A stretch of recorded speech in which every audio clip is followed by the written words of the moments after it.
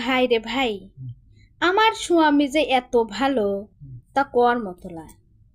এত ভালো মানে কবির গেলে পারে কবি যে আবার কেবা বউ যে স্বামীর গুণের কথা করছে, তারপর এমন গুণ যে ভালো কয়ে বেড়াচ্ছে।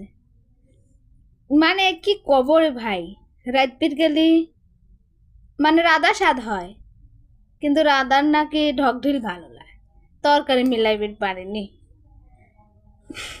একটা কথা, আমি রাঁধি বাড়ি স্বাদ হয় ঠিকই কয়, তরকারি মিলাই নি, তরকারি আবার মিলাই কেবা কয় আলু দি বাগুন দি মাছ দি রাঁধে, এটা মিলে নাই। তোমরাই কয়ো কমেন্টে। শাক ভাজি শুধু শাক ভাজলে পারে ভালো লাগে তাই না, কয় যে আলু দিও, সব শাকে খালে আলু, আলু ঢুকাও আলু ঢুকাও। আবার চাইলানে মাইপি চাইল এক মুঠ বেশি রাঁধবো, মানে সেই দিনটা আসেই না, চাইল ফুরি যায়। তখন কয় কি চাইল কি হলো,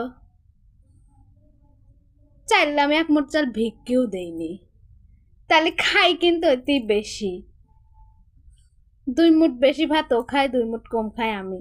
তা কয় কি চাইল ফুরায় যাইকে এত তাড়াতাড়ি।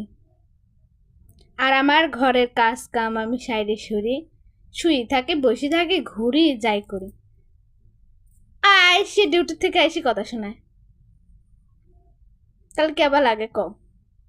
এরকম স্বামী কি কবির মনে চায়? তাহলে তোমরাই কয়ো যে এই স্বামীকে আমি কিভাবে সংসার করি, বুঝছাও?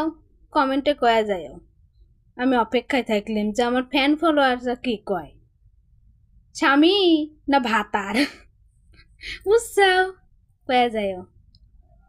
সবাই ভালো থাকো, সুস্থ থাকো, শীতের মধ্যে তো বাইরে বাইরে না, খালি কম্বলের ভিতর শুয়ে থাকবে। Tata, good night.